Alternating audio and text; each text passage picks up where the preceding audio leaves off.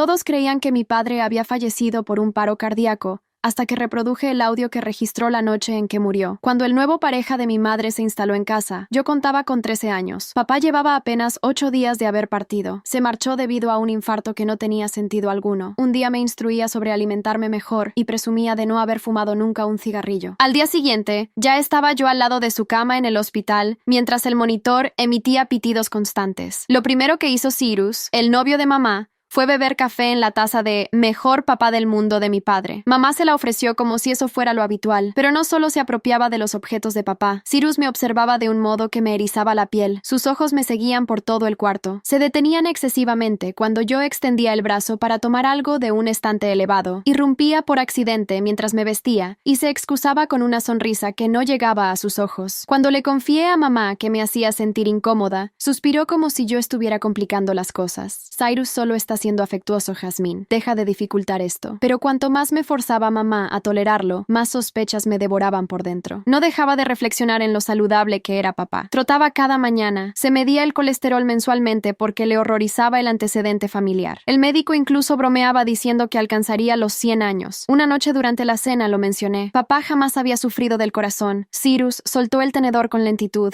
Me miró fijamente y comentó: «Los corazones son caprichosos. A veces solo dejan de palpitar». Lo expresó como si saboreara una broma interna. Mamá me reprendió para que no removiera el pasado. Pensé que si obtenía una evidencia, mamá tendría que atenderme. Comencé a registrar a Cyrus con el móvil cuando emitía frases extrañas sobre que me estaba volviendo mujer o lo adulta que lucía con el uniforme escolar, pero lo detectó. Me arrebató el teléfono un día y eliminó todo mirándome directamente. Luego le mostró a mamá la carpeta vacía y afirmó que yo intentaba tenderle una emboscada. Mamá me confiscó el celular como castigo. Dijo que estaba contaminando nuestro nuevo inicio. Ahí la situación empeoraron. Empecé a arrastrar el armario contra la puerta de mi habitación por las noches, pero mamá lo advirtió. «¿Por qué desplazaste los muebles?», demandó. Cuando le expliqué que no me sentía protegida, me retiró la puerta del cuarto. En esta casa no hay misterios. Cyrus comenzó a ingresar cuando le apetecía. «Solo vengo a visitarte, mi cielo», murmuraba, acomodándose en mi cama mientras yo simulaba dormir. Opté por dormir en el closet con la puerta cerrada, y cuando mamá me halló allí, me sacó a rastras. «¿Qué te ocurre? ¿Estás sufriendo una crisis?», me sujetó por los hombros. «Quizás requieras terapia, Jasmine. Esto no es sano». Papá llevaba 6 semanas muerto y yo me ahogaba. Cada día Cyrus se volvía más audaz, mamá más indiferente y yo más angustiada. Echaba tanto de menos a papá que dolía físicamente, no solo porque necesitaba su resguardo, sino porque nada cuadraba. Lo veloz que mamá avanzó, cómo Cyrus parecía conocer el diseño de la casa desde el primer momento. Una noche me dirigí al antiguo estudio de papá mientras veían televisión. Cyrus ya lo había reclamado, por supuesto, pero yo solo buscaba algo, cualquier detalle que oliera a papá o tuviera su caligrafía. Allí lo encontré oculto tras la librería, como si lo hubieran escondido intencionalmente. El iPad antiguo de papá, con 3% de carga. Casualmente, la pantalla se activó y la app reciente era la grabadora de voz. El pulso me retumbaba tan fuerte que lo percibía en los oídos. La grabación era de justo antes de ir al hospital, 11:35 p.m. La había nombrado lista de compras. Extraño, porque papá siempre enviaba recordatorios por texto. Miré la puerta del estudio, oí a Cyrus reír por algo en la tele abajo y pulsé reproducir. La voz de papá inundó el espacio y casi lloro. Inició enumerando artículos para Aldi. Y entonces, Cyrus ingresó mientras grababa, confusión en su voz. «Melissa, ¿qué hace él aquí? Es medianoche». Voces amortiguadas, sonidos. Luego la voz de mamá suave y serena. «Solo bebe tu jugo. Te ayudará a descansar. Sabe a... Melissa, ¿qué agregaste?» Papá sonaba somnoliento, desorientado. Luego la voz de Cyrus gélida como el hielo. «Debería actuar en unos 3 minutos. Potasio. Imposible de detectar». El iPad se me escapó de las manos. La voz de papá se desvanecía como si hubiera dejado caer el dispositivo. «Jasmine, nuestra hija estará segura», dijo Cyrus. «Yo me ocuparé de velarla». Estaba tan absorta memorizando todo, demostrando que a papá lo asesinaron, que no noté la tele silenciarse abajo. No escuché pisadas en la escalera. «Veo que hallaste las reliquias de tu papá, Jasmine». La voz pegajosa de Cyrus me alertó al máximo. «¿Sabes que a tu mamá no le agrada eso?» Me temblaban tanto las manos que casi suelto el iPad al suelo. Presiono el botón de bloqueo y lo guardo profundo en el bolsillo de la sudadera, intentando mantener la expresión neutral, aunque el corazón me late tan fuerte que juro que Cyrus lo capta desde la entrada. Debo escapar de este estudio ahora. Me agarro el vientre y adopto voz frágil y apremiante. Me siento fatal. Necesito el baño. Cyrus no se aparta por 3 segundos segundos infinitos. Solo me escruta con esos ojos fríos y siento el sudor en la espalda. Luego se corre y corro tan veloz que casi tropiezo con la alfombra del corredor. Cierro el baño con cerrojo y me recuesto en la puerta, jadeando. El iPad arde en mi bolsillo. Lo extraigo con dedos temblorosos y toco la pantalla. 2% de batería. Abro mi email escolar en el navegador, el que mamá ignora porque lo creé en la biblioteca el año anterior. Los dedos se me enredan en el teclado diminuto mientras adjunto el archivo de audio. La subida va lentísima y miro la puerta como si Cyrus fuera a romperla. Redacto al email de la señorita Reeves, la consejera, que fue amable conmigo tras la muerte de papá, y pulso enviar. La barra de progreso avanza más despacio que nunca en mi vida. Vamos, vamos, vamos. La batería cae a 1% y la barra está a la mitad. Me cubro la boca con la otra mano para no hacer ruido. Al fin, muestra enviado. Elimino el correo de la carpeta de enviados en el iPad para no dejar huella. Luego la pantalla se apaga. Batería agotada. Guardo el iPad bien hondo en la mochila bajo el libro de matemáticas y la carpeta de español. Tiro la cadena aunque no use el baño. Me lavo las manos y observo mi rostro en el espejo. Estoy pálida y aterrorizada. Respiro profundo varias veces y abro la puerta. Cyrus está allí en el pasillo esperándome. Me esfuerzo a no huir, a no parecer culpable, aunque las piernas deseen bajar las escaleras a toda prisa y salir por la entrada principal. Me voy a acostar, musito sin mirarlo. Camino lo más calmada posible hasta mi cuarto sin puerta, y al entrar empujo el armario contra la abertura. No lo frenará, pero al menos oiré si intenta ingresar. Me meto en la cama con toda la ropa puesta, incluyendo la sudadera, y me cubro hasta el mentón. La mochila está en el piso, justo al lado de la cama, para tomarla rápido si es necesario. Me quedo allí en la oscuridad, captando cada sonido de la casa. La tele se apaga abajo, pisadas en la escalera, mamá y Cyrus conversando bajo en su habitación. Luego a medianoche oigo pasos en el pasillo y el armario raspa el piso al moverse. Cierro los ojos con fuerza y respiro como si durmiera. La cama se hunde cuando Cyrus se sienta al borde. Su mano roza mi cabello y lo acaricia lento y repulsivo. Y todo mi cuerpo quiere gritar, pero permanezco inmóvil como estatua. Dulces sueños, mi cielo, susurra cerca de mi oreja. Luego se retira. 2 horas después regresa y repite, pero esta vez se queda más, y me muerdo el interior de la mejilla para no llorar o vomitar. Cuando se va la segunda vez, abro los ojos en la oscuridad y miro el techo. Esta noche no duermo ni loca. Me quedo planeando cada detalle del mañana. Tengo que llegar temprano al colegio antes de la primera hora e ir directo a la oficina de la señorita Reeves. Ella chequea el correo a primera hora. Verá la grabación. Me creerá. Tiene que creerme. Repaso una y otra vez. ¿Qué le diré? ¿Cómo explicarlo todo? El cielo empieza a aclarar por la ventana como a las 6. Oigo la alarma de mamá y luego la ducha. Me levanto, tomo la mochila, verifico que el iPad siga sepultado bajo los libros. En el desayuno, mamá sirve café y Cyrus mira algo en su celular. Llueve intensamente contra la ventana de la cocina.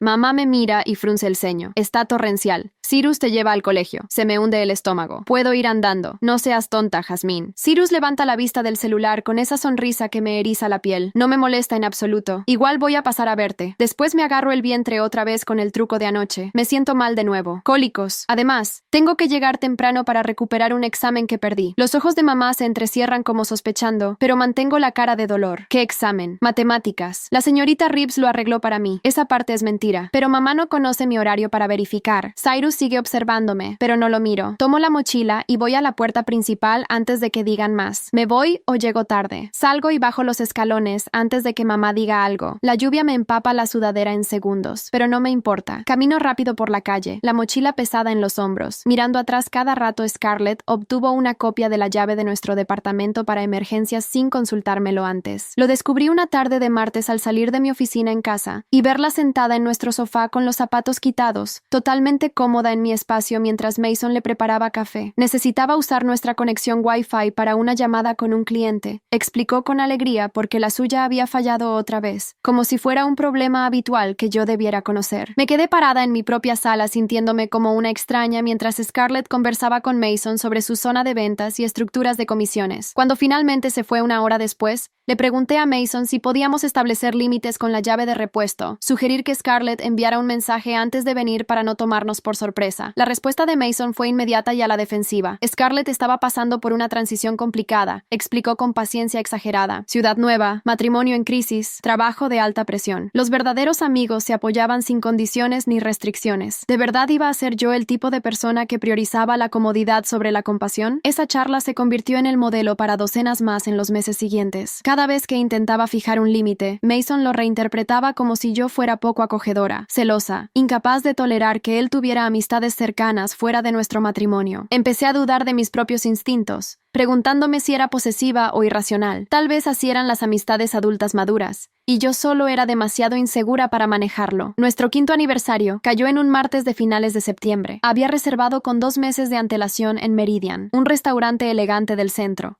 famoso por su ambiente íntimo y menú que variaba con las estaciones. Llevé el vestido esmeralda que Mason había elogiado años atrás en una de nuestras primeras citas, aquel que dijo que hacía mis ojos parecer vidrio de mar. Planeé toda la velada con cuidado. Cena, luego un paseo por el malecón donde tuvimos una de nuestras primeras charlas profundas. Después a casa, donde tenía un regalo esperándolo, un álbum de fotos encuadernado en cuero que documentaba nuestra relación desde esa barbacoa inicial hasta la boda y nuestra vida de casados. Llegamos a la mitad de los entremeses antes de que el teléfono de Mason empezara a vibrar sin parar, 1, 2, 5 veces seguidas. Cada notificación rompía un poco más su atención hasta que apenas estaba presente. Sus ojos pegados a la pantalla mientras yo sentada frente a él, veía cómo me volvía invisible en tiempo real. Ahí fue cuando dije esas palabras: Mason, es nuestro aniversario. Y ahí fue cuando levantó la vista con confusión genuina y dijo que Scarlett tenía una crisis, que solo le estaba haciendo saber que no estaba sola. Pero yo estaba sola frente a mi esposo en un restaurante caro, en lo que debería haber sido una de las noches más importantes del año, mientras él daba apoyo emocional a otra mujer. La ironía era asfixiante, amarga en mi boca, mezclándose con la comida que apenas podía tragar. Esa noche, acostada en la cama mientras Mason dormía plácido a mi lado, finalmente admití para mí lo que había evitado por meses. Mi matrimonio tenía 3 personas, y yo era la menos importante. Pasaron 3 meses después de esa cena de aniversario en Meridian. 3 meses de yo tratando de convencerme de que exageraba,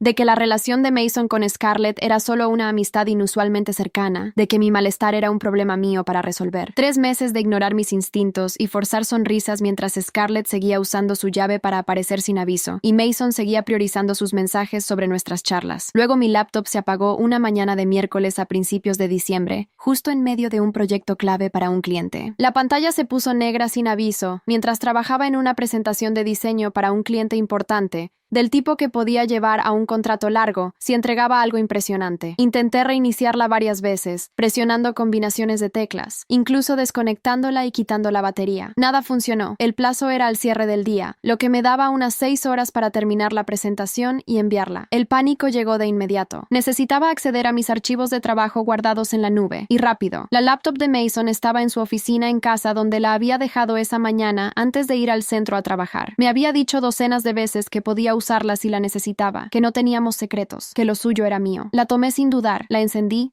y accedí a mi cuenta de almacenamiento en la nube desde su navegador. Los archivos de la presentación cargaron rápido, y me sumergí de nuevo en el modo trabajo, corriendo contra el reloj para completar el diseño complejo que armaba. Alrededor de 1 hora después, me di cuenta de que necesitaba consultar nuestros documentos fiscales del año anterior para verificar categorías de gastos empresariales que ilustraba para el cliente. Mason organizaba todos nuestros papeles financieros en carpetas en su laptop, ya que manejaba la mayoría de la burocracia. Abrí su explorador de archivos y fui a donde solía guardar los documentos compartidos. Ahí lo vi, enterrado entre archivos de trabajo y descargas aleatorias, de forma que parecía oculto a propósito, pero no lo suficiente. Una carpeta llamada personal privado. Algo en esas 2 palabras juntas hizo que mi estómago se contrajera por instinto. Antes de que mi mente consciente procesara el porqué, Mason y yo no teníamos secretos. Siempre habíamos funcionado con base en apertura y honestidad, o al menos eso creía yo. Entonces, ¿por qué necesitaría una carpeta marcada como privada en una laptop que me dijo podía usar libremente? Mis manos temblaron un poco al mover el cursor sobre la carpeta. Parte de mí sabía que debía cerrar la laptop y preguntarle a Mason directamente al volver a casa. Parte de mí esperaba con desesperación encontrar algo inocente adentro, tal vez planeación de cumpleaños sorpresa o documentos laborales sensibles que no debía compartir. Hice clic para abrirla. La carpeta contenía cientos de archivos, fotos, capturas de pantalla, documentos que databan de 3 años según las marcas de fecha. Mis ojos intentaban dar sentido a lo que veían, mi cerebro trabajando para clasificar y comprender antes de que el impacto emocional golpeara. Mason y Scarlett sentados frente a frente en mesas de restaurantes que no reconocía, inclinados cerca en conversaciones que parecían mucho más íntimas que una amistad casual. Fotos cándidas de Scarlett riendo por algo fuera de cámara, su rostro radiante de alegría genuina, selfies de los dos juntos, su brazo alrededor de sus hombros, ambos sonriendo como si compartieran algo valioso y privado, y capturas, docenas y docenas de capturas de conversaciones de mensajes entre ellos. Hice clic en la primera captura con manos que se habían entumecido. La marca de tiempo mostraba las 2:00 de la mañana de hace 6 meses. Scarlett había escrito un párrafo largo sobre sentirse perdida en su matrimonio con Elijah, sobre dudar si había tomado las decisiones correctas en la vida, sobre extrañar la conexión que sentía con gente que realmente la entendía. La respuesta de Mason era igual de larga, validando cada sentimiento que expresó, compartiendo sus propias ideas sobre caminos no tomados en conexiones que trascienden límites normales de amistad. Abrí otra captura, esta de hace un año, tarde en la noche otra vez. Scarlett escribiendo sobre cómo no podía dormir porque seguía pensando en versiones diferentes de su vida, elecciones que podría haber hecho. Mason respondiendo con comprensión y sus propias confesiones sobre qué pasaría si, sobre arrepentimientos que no podía articular del todo con la mayoría. Mi plazo con el cliente quedó olvidado por completo. Me quedé congelada en el escritorio de Mason, clicando captura tras captura, viendo desplegarse una relación oculta en detalle documentado. Estos no eran chequeos casuales de amigos sobre planes de fin de semana o consejos laborales. Eran confesiones emocionales, charlas íntimas de madrugada donde dos personas compartían sus sentimientos más profundos, arrepentimientos y anhelos. Luego encontré el mensaje que se repetiría en mi mente por meses después, grabado en mi memoria con la precisión de ácido grabando vidrio. Scarlett lo había enviado a las 2:17 de la mañana hace unos 8 meses, justo cuando Mason empezó a parecer distante y preocupado en casa. El mensaje decía: a veces me pregunto cómo habría sido la vida si nos hubiéramos juntado en vez de quedarnos solo amigos en la universidad. ¿Tú piensas en eso alguna vez? La respuesta de Mason llegó solo 3 minutos después, sugiriendo que estaba despierto esperándola, o que pensaba en ella a las 2:00 de la mañana, en vez de dormir junto a su esposa. Pienso en eso más de lo que probablemente debería, pero tomamos nuestras decisiones. No significa que no valore lo que tenemos ahora. Leí esas palabras 3, 4, 5 veces, esperando cada vez que se reordenaran en algo menos devastador, algo que pudiera explicarse como amistad inocente. Pero el significado era clarísimo. Mi esposo tenía sentimientos por Scarlett que iban mucho más allá de la amistad. Había estado pensando para comprobar si Cyrus me persigue en su coche. A 3 viviendas se halla la de Marta, la vecina del patio que invariablemente me saluda al dirigirme a la estación del autobús. Jamás conversé extensamente con ella, pero en este instante representa mi única opción. Haciendo veloz por sus gradas y golpeo con fuerza. Abre envuelta en albornoz y sosteniendo una taza de café. Asombrada. Yasmín, querida, ¿qué ocurre? ¿Podrías llevarme al instituto, por favor? Mi tono emerge inestable y apremiante. Observa mi rostro, lo empapada y sacudida que estoy, y no indaga más. Permíteme tomar las llaves. Regresa en 30 segundos con cartera y llaves.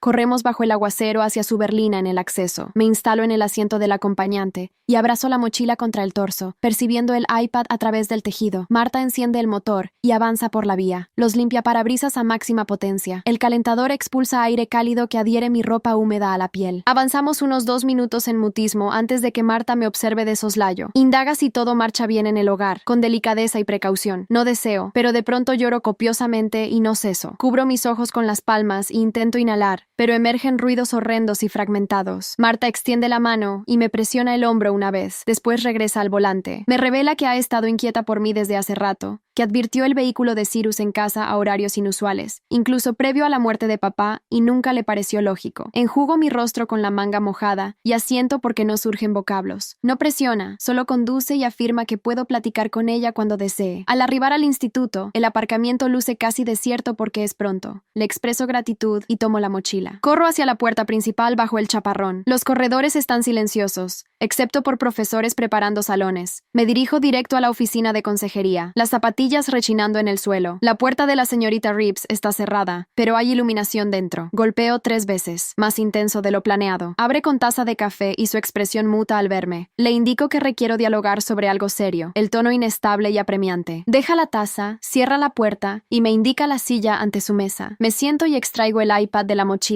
Lo deposito en el escritorio con manos que vibran. Las frases brotan en avalancha caótica. Le narro sobre hallar el iPad en el estudio de papá, la grabación de lista de compras, oír la voz de papá y luego a Cyrus y mamá. Detallo lo del potasio y lo saludable que estaba papá, y cómo Cyrus se instaló 8 días tras su fallecimiento. La señorita Reeves se inclina y consulta si puede escuchar la grabación. Desbloqueo el iPad y activo reproducción. La voz de papá inunda la oficina pequeña. Se cubre la boca mientras oye. Al concluir con Cyrus afirmando que me cuidará bien, se reclina en la silla y contempla el iPad. Me informa que esto es evidencia de un crimen y está obligada por ley a denunciarlo. Exactamente lo que anhelaba. Toma el teléfono y comienza a marcar mientras yo tiemblo sentada. Llama primero a servicios sociales, después al oficial escolar. escolar. En una hora, hay 3 adultos apiñados en su oficina. En la oficina, el oficial de recursos es un hombre alto con corte militar que registra todo lo que expongo. La señora Reeves duplica la grabación en el servidor protegido de la escuela y la almacena en 3 ubicaciones distintas. El oficial indica que deben notificar de inmediato a la unidad de detectives policiales porque ahora esto es una pesquisa de homicidio. Alguien menciona contactar a mi mamá y siento un terror que me oprime el pecho. Mi móvil comienza a vibrar en la mochila. Lo saco y veo el nombre de mamá en la pantalla. La señora Reeves me aconseja no responder aún y lo envío a buzón. 20 minutos después, la secretaria escolar golpea la puerta y le informa a la señora Reeves que mi mamá está en la oficina principal. Insiste en llevarme a casa y alega que sufro una crisis mental que requiere atención inmediata. El oficial se incorpora y declara que él se ocupa. La señora Reeves permanece conmigo y escucho la voz de mamá elevándose en el pasillo fuera de la oficina de orientación. Vocifera sobre sus derechos como mi madre y que la escuela no puede apartarme de ella. La voz del director la interrumpe serena, pero decidida, expresando que permanezco en el campus todo el día y que se comunicarán. La voz de mamá se intensifica más,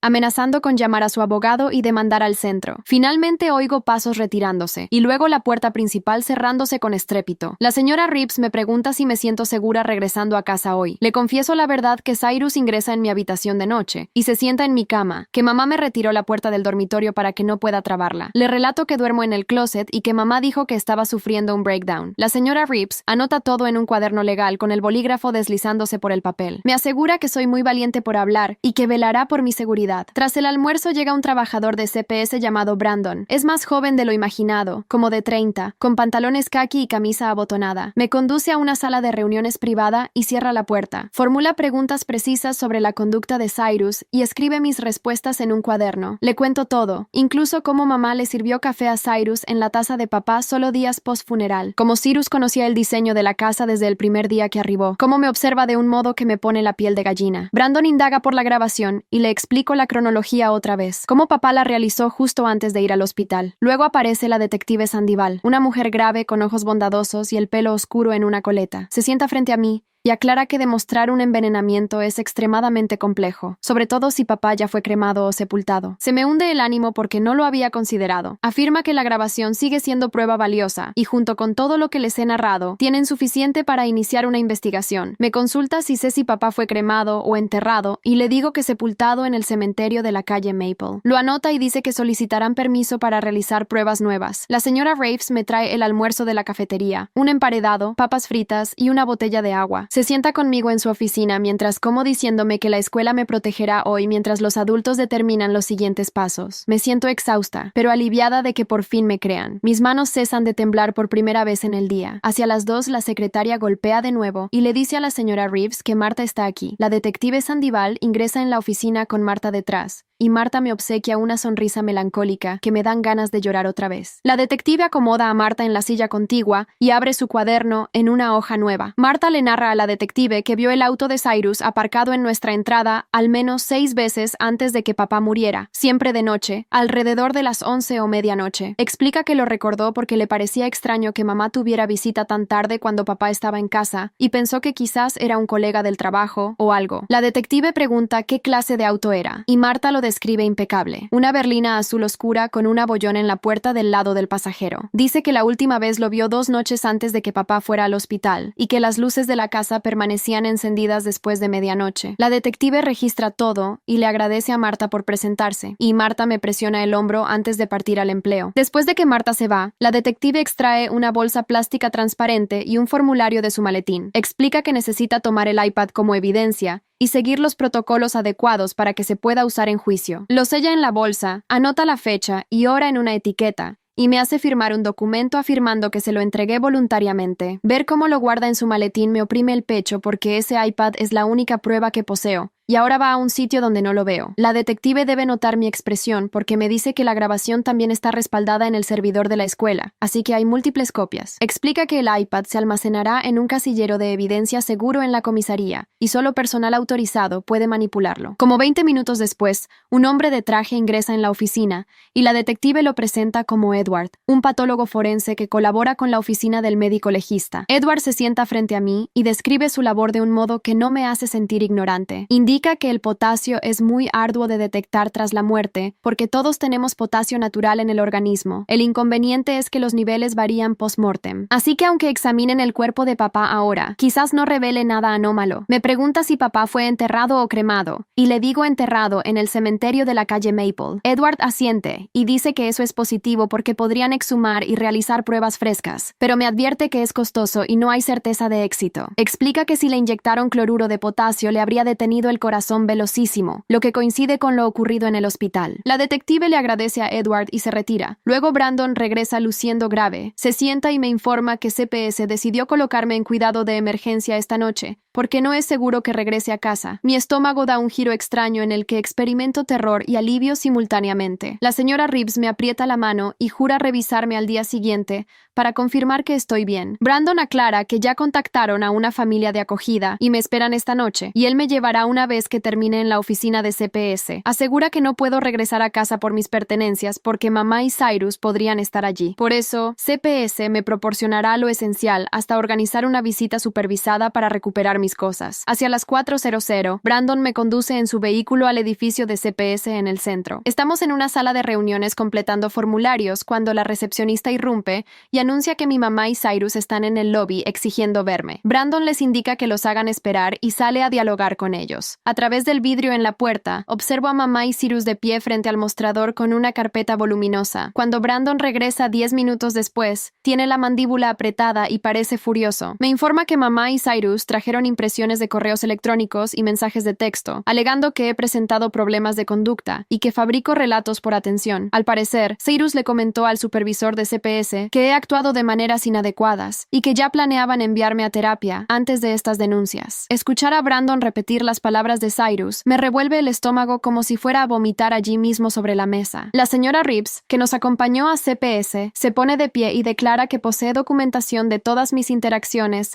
y nunca ha existido indicios de problemas conductuales. Extrae su propia carpeta con anotaciones de nuestras citas y mis expedientes escolares, demostrando que soy una estudiante destacada. El supervisor de CPS examina ambos conjuntos de documentos y resuelve que, independientemente de las quejas sobre comportamiento, la grabación es lo bastante seria para mantenerme en custodia protectora mientras investigan. Mamá comienza a gritar en el lobby sobre sus derechos y que no pueden arrebatarle a su hija, pero el personal de seguridad les ordena retirarse. Una vez que mamá y Cyrus se marchan por fin, la señora Reeves se sienta conmigo a la mesa y me asiste en redactar todo lo que recuerdo. Me obliga a iniciar desde el origen, el día en que papá falleció, y registrar fechas y horas precisas para cada evento. Escribo sobre Cyrus bebiendo de la taza de papá 8 días tras el funeral, sobre él irrumpiendo mientras me vestía, sobre mamá retirándome la puerta de la habitación. La señora Reeves me insta a incluir frases específicas que dijeron las personas, no solo los hechos, porque los detalles son cruciales. Explica que los chicos que inventan cuentos suelen contradecirse en los datos, pero mi recuerdo es nítido y coherente, lo que beneficiará la indagación. Laboramos en la declaración más de 1 hora hasta que me duele la mano de tanto escribir. Al día siguiente por la tarde, la detective Sandival llega a la casa de acogida donde pasé la noche. Los padres de acogida son gentiles, pero todo parece extraño y transitorio, como si habitara la existencia de alguien más. La detective se acomoda conmigo en la sala y me revela que descubrió algo significativo. Narra que 3 meses antes de que papá muriera, mamá elevó su póliza de seguro de vida de $200,000 a $400,000. La aseguradora lo verificó y le envió copias de los documentos con la firma de mamá. Siento náuseas de nuevo porque eso implica que mamá planeaba asesinar a papá por al menos 3 meses. La detective detalla que el incremento en el seguro se conoce como premeditación, lo que agrava el delito. Me interroga si recuerdo algo inusual de hace 3 meses y le menciono que por entonces Cyrus empezó a frecuentar más la casa. 2 días después, Brandon organiza una llamada supervisada con mamá en la oficina de CPS. Me ubico en una habitación con Brandon y un teléfono con altavoz sobre la mesa entre nosotros. Cuando surge la voz de mamá, está sollozando y rogando que regrese a casa. Afirma que Cyrus se mudó y que me extraña tanto, que la casa está desolada sin mí. Por un instante casi le creo porque suena tan desconsolada, pero luego alega que estoy destrozando la familia con falsedades y arruinando su vida. Me dice que si solo confieso que lo inventé todo, podemos retornar a la normalidad y ser felices otra vez. Allí comprendo que me manipula como siempre, generándome culpa por sus elecciones. Le expreso que la amo, pero que ya no puedo confiar en ella y mamá llora con más intensidad. Brandon interrumpe la llamada tras 10 minutos y pregunta si estoy bien. Más tarde esa semana, la señora Reeves contacta a Brandon y le informa que el vigilante de seguridad de la escuela escuela reportó algo alarmante. El vigilante divisó el auto de Cyrus en el estacionamiento, cerca del zona de recolección de alumnos ayer por la tarde, solo allí estacionado con Cyrus dentro, observando el edificio. El vigilante no se acercó porque ignoraba la situación, pero le pareció lo bastante extraño para comentarlo. La detective Sandoval obtiene el video de seguridad de la escuela y distingue claramente el vehículo de Cyrus en la cámara. Presenta documentos para una orden de restricción ese mismo día, y el juez la aprueba en horas. La orden establece que Cyrus debe mantenerse al menos a 500 pies de mí, de mi escuela y de cualquier sitio donde sepa que podría encontrarme. A la mañana siguiente, la detective Sandoval aparece en nuestra casa con 2 oficiales adicionales y una orden de allanamiento. Brandon me llama para narrármelo en el momento. La detective y su equipo inspeccionan las computadoras, teléfonos, tabletas y cualquier dispositivo electrónico de mamá y Cyrus que hallen. Se llevan la laptop de mamá, la computadora de escritorio de Cyrus de la antigua oficina de papá, los teléfonos de ambos y hasta una tableta antigua que ubican en un cajón. Brandon explica que esto es una señal positiva porque indica que la investigación progresa en serio y están construyendo un caso sólido. La policía contará con expertos en tecnología examinando todo en busca de pruebas, como consultas en internet, mensajes eliminados y cualquier elemento que demuestre qué le ocurrió a papá. 3 días después, la detective Sandoval llama a Brandon y pregunta si puede pasar por la casa de acogida para mostrarme algo crucial.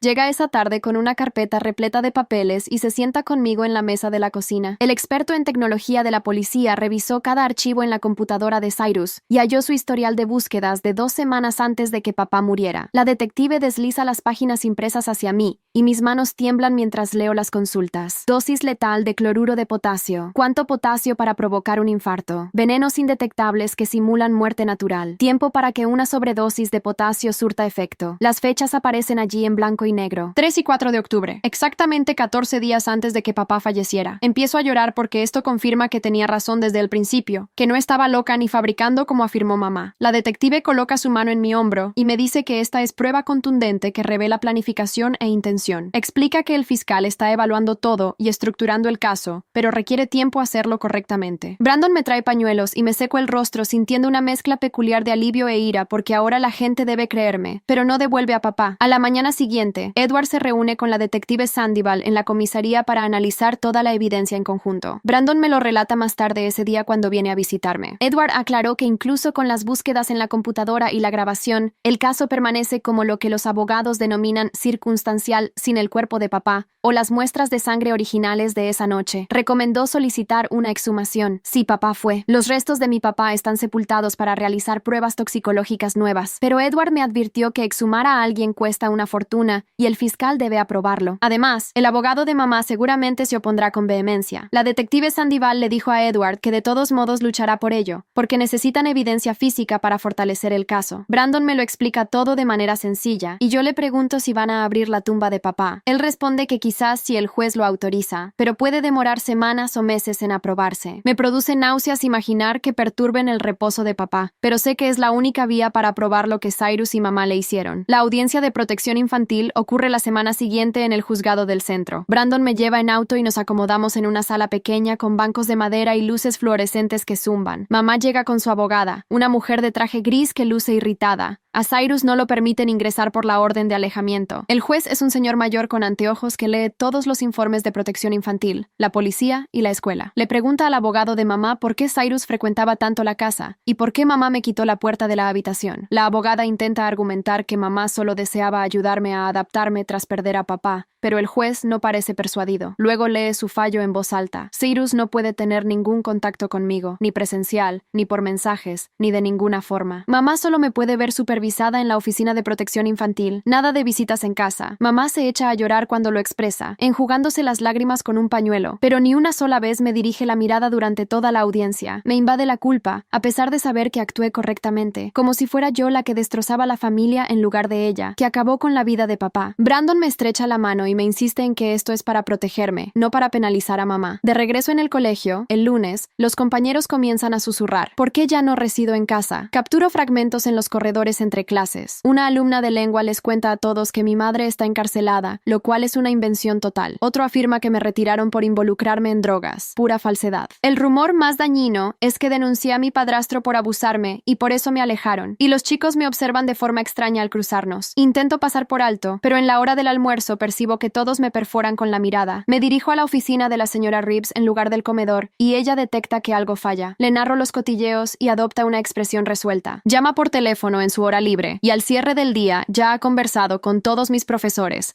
para que me otorguen intimidad y eviten que los demás indaguen sobre mi circunstancia. Me indica que puedo comer en su oficina siempre que necesite un descanso del comedor y prepara un rincón sereno con libros y un puff. Me hace sentir que alguien en el colegio vela por mí. Esa tarde la detective Sandoval cuestiona a mamá en la estación con su abogada presente. Brandon obtiene una copia del acta luego y me resume lo esencial. El audiolibro está disponible en Spotify ahora. Revisa el enlace en la descripción o comentarios. La versión de mamá acerca de la noche en que falleció papá no coincide con lo que declaró al equipo del hospital cuando lo trasladamos. En el hospital afirmó que se despertó y lo halló con dolores torácicos a medianoche. Pero en el interrogatorio policial confiesa que Cyrus estuvo esa noche y le administró jugo a papá para inducirle el sueño alrededor de las 11:30. Cuando Sandoval indaga por qué tenía a Sirius a medianoche, mamá no ofrece una justificación adecuada, solo alega que eran amigos y visitaba ocasionalmente. Sandoval resalta que es el mismo horario que la grabación de audio, y la abogada de mamá le ordena que no responda más. La sesión concluye allí, pero Brandon afirma que esas inconsistencias golpean fuertemente la fiabilidad de mamá. Me enfurece que persista en falsear y justificarse en vez de confesar lo ocurrido. 2 días más tarde, Edward logra autorización del fiscal para examinar los archivos del hospital de la noche en que murió papá. Dedica horas a analizar pruebas de sangre y anotaciones de los médicos de urgencias. Los tests revelan que los niveles de potasio de papá estaban extremadamente elevados al ingresar, fuera de lo habitual. Edward localiza una observación del doctor de emergencias indicando que el potasio alto era inusual, pero lo atribuyó al ataque cardíaco, no a la origen. En ese instante, nadie investigaba intoxicación, porque mamá aseguró que papá se despertó con dolores. Edward redacta un informe detallando que la intoxicación con cloruro de potasio produce síntomas idénticos a un infarto. Por eso es tan complicado de identificar. Envía duplicados a Sandoval y al fiscal. Brandon me informa que esta prueba médica junto al resto robustece enormemente el caso. Experimente una ráfaga de optimismo de que quizás sí exista justicia para papá. El lunes subsiguiente, convocan a la señora Reeves a la oficina del director y regresa tensa. Me explica que Cyrus presentó una denuncia formal al distrito escolar,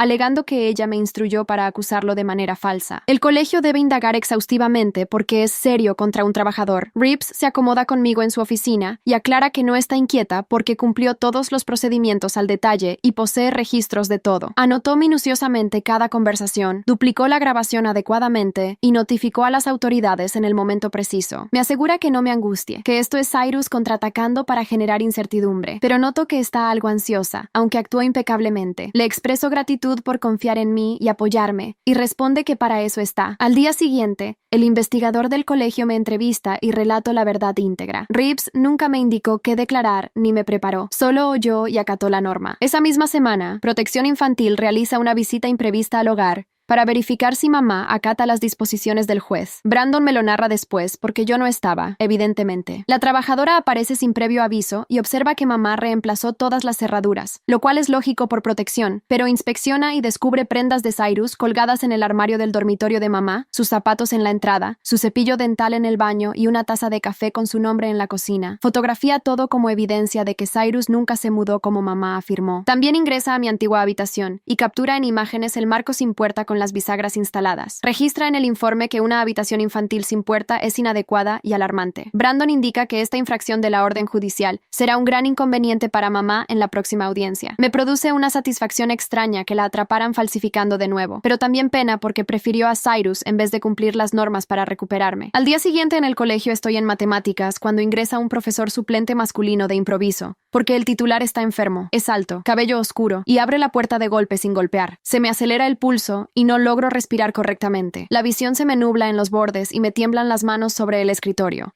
El suplente inicia el pase de lista, pero su voz suena distante y amortiguada. Siento que las paredes se aproximan y preciso escapar. Me levanto bruscamente y la silla cae con estrépito. Todos me observan y el profe pregunta si estoy bien, pero no puedo articular. Corro del aula por el pasillo a la enfermería con el pecho oprimido y adolorido. La enfermera me identifica de antes y me sienta indicándome que inhale lentamente. Llama a Brandon porque ahora es mi contacto de emergencia. Llega en 20 minutos y me conduce a la oficina de protección infantil para tranquilizarme en privado. Esa tarde, Brandon organiza que inicie sesiones con una terapeuta que atiende a jóvenes que sufrieron traumas. Explica que los episodios de pánico son comunes tras lo que experimenté, y la terapia me auxiliará a controlarlos. Esa noche en la casa de acogida, intento conciliar el sueño en el pequeño cuarto que me prepararon. Los padres de acogida son personas amables. Una pareja mayor con hijos ya adultos y fuera. Tienen normas estrictas de hora de dormir, tareas y tiempo de pantallas. Está aceptable, pero distinto a lo mío. La cama es cómoda, pero no es la mía y el cuarto huele diferente. Permanezco una hora despierta evocando a Cyrus ingresando de noche. Sin querer me incorporo y empujo el mueble cajonera hacia la puerta. Produce ruido raspando el piso de madera y me inmovilizo. Ojalá no desperté a nadie. La mamá de acogida golpea suavemente y abre. Me halla de pie con el mueble a medias. No se irrita ni indaga mucho. Entra y se sienta en la cama palmeando el sitio a su lado. Me dice suavemente que estoy protegida, que nadie ingresará de noche, que las puertas tienen cerradura. Si deseo explica que los hábitos antiguos persisten y está bien sentir temor, pero ya no debo defenderme sola, porque eso es su labor. Ahora empujamos el mueble de regreso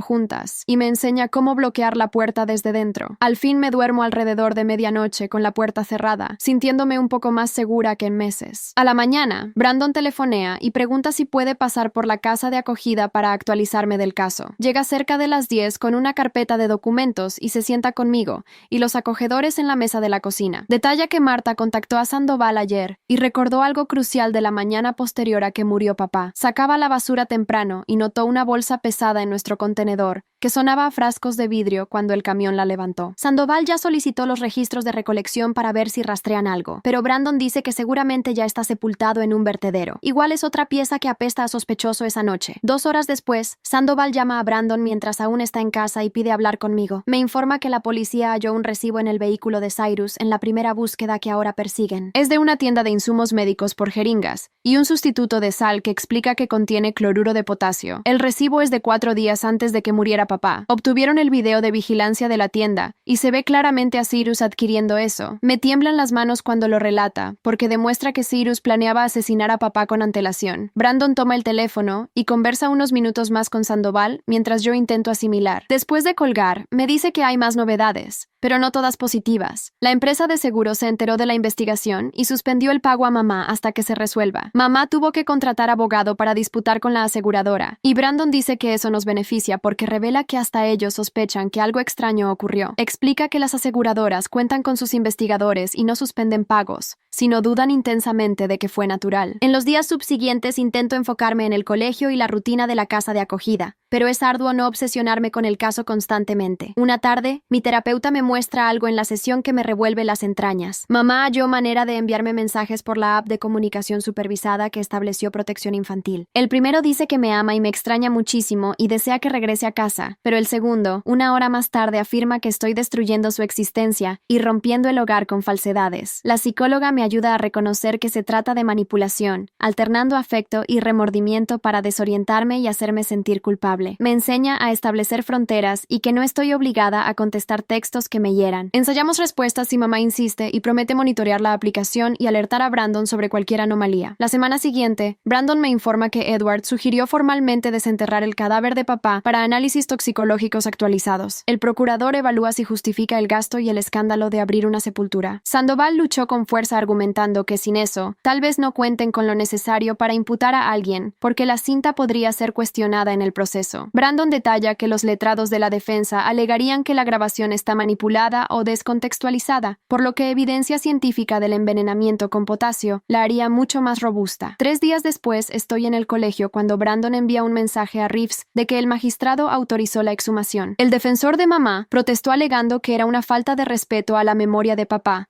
pero el juez apoyó a la acusación. La fijaron para dentro de 3 semanas para organizar todo. Cuando Reeves me lo relata en el almuerzo, experimento alivio por avanzar hacia la evidencia. pero también pena porque perturbar la tumba de papá se siente incorrecto, aunque comprendo que es esencial. Esa misma semana, Protección Infantil celebra otra vista sobre mi ubicación. Brandon aclara antes que prolongarán la acogida y elaborarán un esquema de caso para mamá. En la vista, el juez dispone que mamá complete terapias de orientación y cursos de paternidad antes de visitas sin vigilancia conmigo. Mamá le comenta a su letrado allí mismo en la sala que esto es completamente desigual y que la tratan como a una criminal, pese a no haberla imputado de nada. Su defensor intenta silenciarla, pero mi mamá continúa debatiendo hasta que el juez la advierte de contempt. El magistrado no altera la disposición, y yo permanezco en el hogar de acogida por al menos 3 meses adicionales. 2 días tras la vista ocurre algo inquietante que me alegra no estar en casa. La señora Reeves me convoca a su despacho y me muestra una petición de mensaje en redes de una cuenta desconocida. La imagen de perfil es un panorama genérico, y la cuenta se creó ayer. El texto indica que es Cyrus, que me echa de menos y desea aclararme todo si converso con él. Reeves ya capturó pantallas y lo denunció al detective Sandoval antes de que yo acabe de leer. Sandoval informa a Brandon que esto infringe la orden de alejamiento y lo incorpora al dossier. Explica que Cyrus se vuelve más ansioso mientras se amontona la prueba en su contra, lo que lo torna más riesgoso. Entretanto, la policía cumple una segunda orden de allanamiento en el vehículo de Cyrus, inspeccionándolo con mayor minuciosidad. Esa noche Sandoval me contacta para relatarme que encontraron un librito pequeño oculto bajo el asiento del copiloto. Dentro hay hojas con el itinerario laboral de papá registrado, incluyendo horarios de salida y retorno a casa. También figura mi calendario escolar con anotaciones sobre días de actividades extra. Sandoval indica que esto prueba planificación y que Cyrus observaba a nuestra familia analizando nuestras costumbres antes de proceder. Las anotaciones se remontan a casi 2 meses previos a la muerte de papá. Finalmente, tras semanas de expectativa e inseguridad, Brandon llama con la actualización más importante hasta ese momento. El procurador examinó toda la prueba reunida: la cinta, las consultas en el ordenador, el ticket y las fotos de la tienda, el librito y el testimonio de Marta. Concluyeron que hay bastantes elementos para formular cargos, incluso antes de los resultados de la exhumación, pero optan por aguardar las pruebas toxicológicas para robustecer el caso al máximo. Sandoval precisa que esto implica que lo consideran en serio y confían en demostrarlo sin duda razonable. Me comenta que el fiscal no procede si no está convencido de triunfar en el juicio. Brandon agrega que anticipamos imputaciones en 1 mes tras recibir los informes del laboratorio. Indago qué clase de cargos y me aclara que probablemente homicidio para Cyrus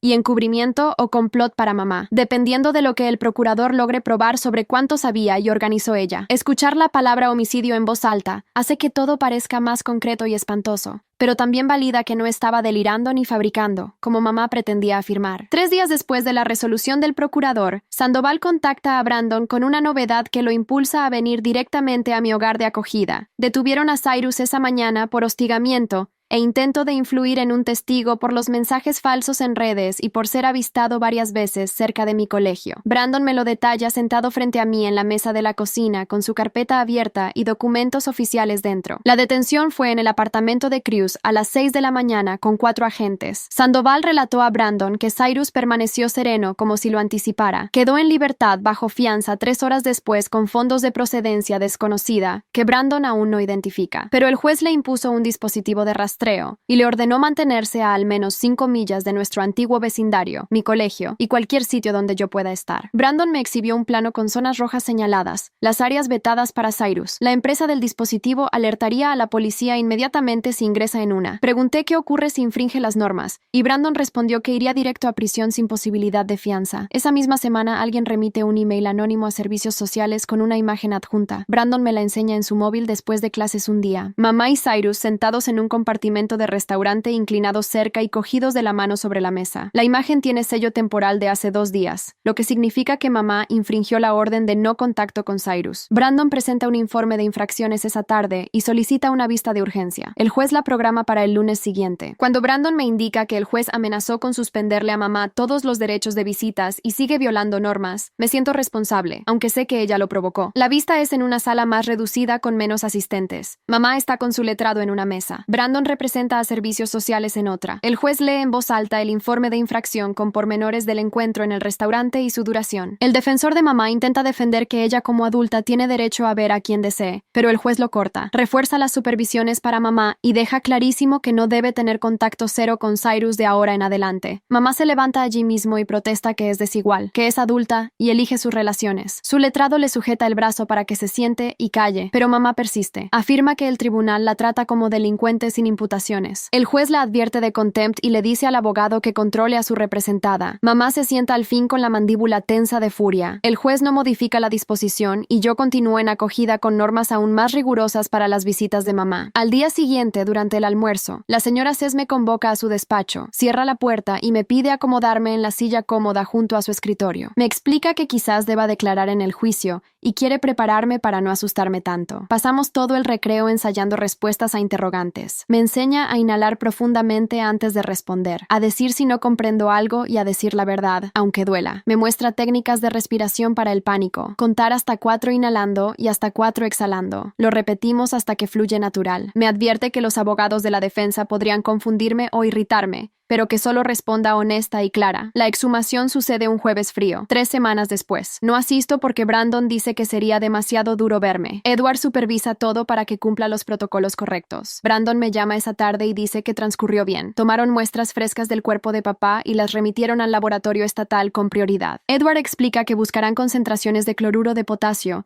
y otras sustancias que quizás se omitieron la primera vez. El lab promete resultados en 2 semanas por la investigación penal activa. Intento no imaginar el cuerpo de papá siendo perturbado. Me enfoco en que esto demostrará la verdad. 2 semanas se sienten como 2 meses. Asisto a clases, realizo tareas, voy a terapia, pero todo el tiempo aguardo el teléfono. Al fin, Brandon llama un martes después de cenar. Los resultados toxicológicos preliminares revelan cloruro de potasio en niveles imposibles de forma natural. Edward conversó 1 hora con Sandoval, explicando las concentraciones exactas y el momento en que ingresó al sistema de papá. Sandoval me llama justo después. Dice que es el avance crucial, la prueba física que encaja con la cinta. Su voz suena animada, pero profesional. Explica que remitirán los resultados al procurador en 24 horas. Al día siguiente, Sandoval lleva a mamá a otro interrogatorio con la evidencia nueva sobre la mesa. El letrado de mi madre se halla a su lado con expresión de agotamiento. Sandoval revisa los análisis toxicológicos, la secuencia de eventos, la cinta de audio y cuánto se reunió. Mi madre solloza y al cabo confiesa que le administró a mi padre una sustancia para conciliar el sueño esa noche. En un frasquito que Cyrus le entregó,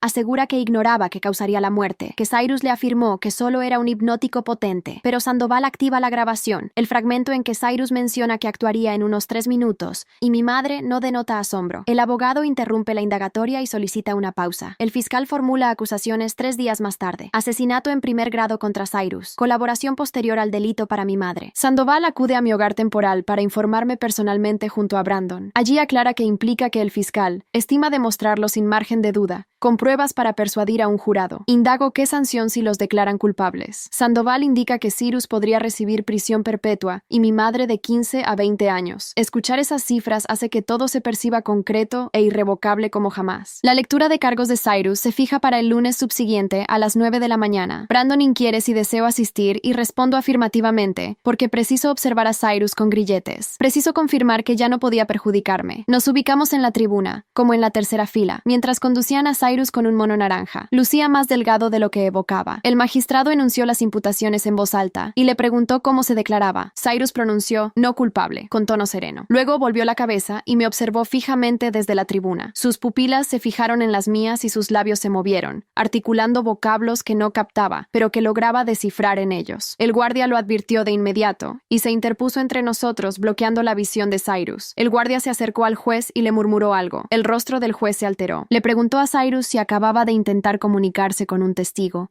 y Cyrus esbozó una leve sonrisa, mas no respondió. El juez le retiró la fianza en el acto por amenaza a testigos. El guardia y otro agente se aproximaron a Cyrus mientras el juez detallaba que lo ingresarían en detención inmediata. Sin posibilidad de fianza, Cyrus permanecería en prisión hasta el juicio. Le colocaron esposas y lo guiaron hacia la puerta lateral. Lo vi desvanecerse por esa puerta y sentí como si un peso colosal se disipara de mí. Estaba confinado. No podía alcanzarme. No podía dañarme. Brandon posó su mano en mi hombro y me preguntó si me hallaba bien. Asentí porque por primera vez en meses realmente lo estaba. Brandon me escoltó fuera del juzgado hasta su vehículo estacionado al otro lado de la vía. En el trayecto me relató que el CPS había localizado un sitio más estable con una familia experta en casos como el mío. Los padres adoptivos residían a 20 minutos en un vecindario sereno con otros 2 muchachos adoptivos mayores que yo. Se llamaban Carol y Jim, y nos acogieron en la entrada al llegar. Carol me mostró mi habitación, un rincón pequeño con muros azules y una ventana hacia el patio posterior. Me asistió a desempacar la escasa ropa que traía del sitio provisional y me indicó que la cena era a las 6. Esa noche inicial me desperté vociferando de una pesadilla donde Cyrus se erguía junto a mi cama. Carol ingresó en segundos y se acomodó en la silla cerca de la puerta hasta que me dormí de nuevo. Lo repitió 3 veces más esa semana, sin protestar ni aparentar fatiga. 2 semanas después, la señora Reeves me visitó con un cuaderno y documentos impresos.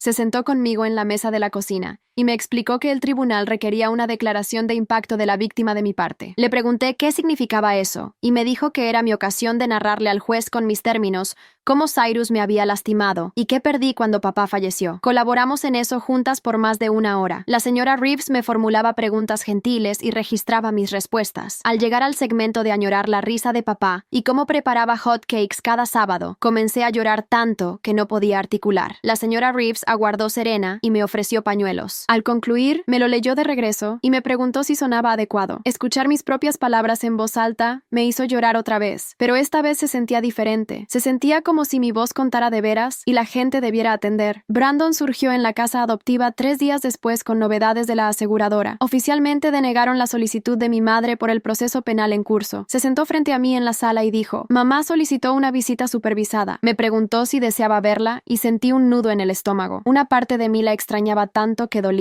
Extrañaba a la mamá que existía antes de Cyrus, pero otra parte persistía furiosa por cómo lo prefirió a él sobre mí y sobre papá. Le dije a Brandon: «Sí, porque tal vez si la veo, comprendo por qué lo hizo». La visita se agendó para el martes siguiente en la oficina del CPS en el centro. Brandon me condujo y nos sentamos en un cuartito con una mesa y 4 sillas. Mamá entró 10 minutos tarde con la misma vestimenta que llevaba en la audiencia de Cyrus. Parecía más flaca y el cabello sucio. Comenzó a llorar al verme y extendió las manos sobre la mesa para tomar las mías. Brandon le recordó la norma de no contacto y ella retrocedió. Mamá oscilaba entre pedir perdón y ofrecer justificaciones de cómo Cyrus la manipulaba. Decía que nunca quiso que papá muriera y que ignoraba que la bebida lo mataría. La escuché un rato y luego le dije que la quería, pero ya no podía fiarme de ella. Lloró más intensamente y dijo que le estaba destrozando el corazón. Le indiqué que ella destrozó el mío primero, al colaborar en matar a papá. Brandon finalizó la visita porque mamá empezó a vociferar y a defenderse. Edward contactó a la detective Sandoval la semana siguiente con su dictamen final. Brandon me lo contó durante nuestra charla semanal en la casa adoptiva. Edward determinó que papá falleció por intoxicación con cloruro de potasio administrado por tercera persona. El forense modificó oficialmente el certificado de defunción de papá de infarto a homicidio. La detective Sandoval dijo que esto eliminaba cualquier incertidumbre remanente y fortalecía el caso penal aún más. El fiscal inició la preparación del juicio justo tras el informe de Edward. La detective Sandoval pasó por la casa adoptiva para actualizarme sobre lo jurídico. Me explicó que el fiscal le propuso a mi madre un pacto para testificar contra Cyrus y obtener una condena más benigna, pero Cyrus rechazó cualquier pacto y le indicó a su abogado que deseaba juicio. El letrado de mi madre le recomendó reflexionar en el pacto porque las evidencias contra ambos eran muy robustas. La detective Sandoval dijo que el fiscal mantendría la propuesta abierta unas semanas más antes de revocarla. Le pregunté qué ocurriría si mi madre lo aceptaba y me dijo que mi madre tendría que relatar al jurado todo sobre cómo orquestaron el asesinato de papá. Imaginar a mi madre confesando la verdad en el tribunal me provocaba malestar y alivio simultáneamente. El CPS y la escuela coordinaron para que regresara a clases completas con apoyo adicional. Comencé a asistir diariamente en lugar de solo unas horas. La señora Reeves organizó encuentros semanales conmigo en su oficina para evaluar mi progreso. Mis profesores conocían mi circunstancia y me concedían prórrogas en las asignaciones cuando las requería. Tras unas semanas, mis calificaciones comenzaron a ascender. Las matemáticas seguían siendo arduas, pero ya no me dormía en clase por las pesadillas. Los demás chicos me ignoraban, lo cual estaba bien porque no quería detallar dónde había estado. El recreo del almuerzo era lo peor, porque todos se agrupaban y yo comía sola. La señora Reeves me permitía ir a su oficina durante el almuerzo 2 veces por semana, y solo conversábamos de temas cotidianos como series de televisión y libros. Mi rutina empezó a percibirse normal de un modo que no había sido desde antes de que papá muriera. Me levantaba, iba a la escuela, realizaba tareas, cenaba con Carol y Jim y me acostaba sin bloquear la puerta con muebles. Brandon agendó una reunión en la oficina del CPS para discutir planes a largo plazo. Carol me llevó un jueves por la tarde y se se sentó conmigo mientras Brandon exponía las alternativas. Dijo que podía permanecer en cuidado adoptivo prolongado con Carol y Jim o que el CPS buscara parientes para tutela. Le dije que no contaba con muchos familiares y los existentes vivían lejos. Brandon dijo que esto demandaría meses, pero querían garantizar que tuviera esta opción. Me preguntó qué prefería y le dije que quedarme con Carol y Jim se sentía adecuado por ahora. Me trataban bien y no me urgían a hablar cuando no deseaba. Brandon registró todo y dijo que iniciaría los trámites para colocación larga. La reunión duró menos de una hora, pero se sentía bien que alguien me consultara qué deseaba en vez de decidir por mí. Esa noche, en mi cuarto adoptivo, abrí la caja especial donde guardaba el iPad de papá. La batería estaba agotada, así que lo conecté y aguardé a que cargara. Cuando se activó, hallé la grabación de voz y la reproduje de nuevo. La voz de papá inundó el cuarto enumerando compras de Aldi. Luego, Cyrus ingresó y todo se transformó. La escuché hasta el final, escuchando el alboroto de mi padre, la ternura fingida de mi madre y el tono gélido de Cyrus mencionando el potasio. Al finalizar, permanecí allí sentada, sollozando en silencio. Después, archivé el documento de nuevo, apagué la tableta y la devolví a su estuche. Deslicé el estuche bajo la cama, donde quedaría protegido. Mi padre habría deseado que continuara batallando para que Cyrus respondiera por sus actos. Yo lo hacía. Estaba cumpliendo exactamente lo que mi padre habría esperado. La inspectora Sandoval contactó a Brandon la semana subsiguiente con actualizaciones del proceso. El juzgado lo fijó para dentro de 6 meses, otorgando plazo a ambas partes para organizarse. Todas las medidas de alejamiento y resguardo permanecían activas. La inspectora Sandoval indicó a Brandon que me transmitiera que Cyrus permanecería detenido durante todo ese periodo, ya que el magistrado lo veía como una amenaza. Brandon me relayó del informe en su encuentro semanal. Saber que Cyrus estaba preso y no podía acercárseme me permitía descansar más tranquila. 6 meses parecían una infinidad, pero también un lapso breve. Eventualmente, debería declarar. Tendría que ubicarme en una sala judicial y relatar a desconocidos lo que Cyrus cometió, pero disponía de tiempo para alistarme. Contaba con la señora Reeves, con Brandon, con Carol y con Jim apoyándome. Poseía el registro de mi padre como evidencia. Había actuado correctamente, expresado la realidad cuando era crucial, y ahora el mecanismo judicial operaba. Cyrus ya no podía dañarme, y en breve un panel de jurados escucharía todo lo que perpetró. Eso debía ser suficiente de momento. Mi psicóloga me entregó hojas atractivas en nuestra consulta y me propuso redactar mensajes de gratitud a quienes me auxiliaron. Me instalé en el buró de mi habitación temporal esa velada y comencé con la señora Reeves,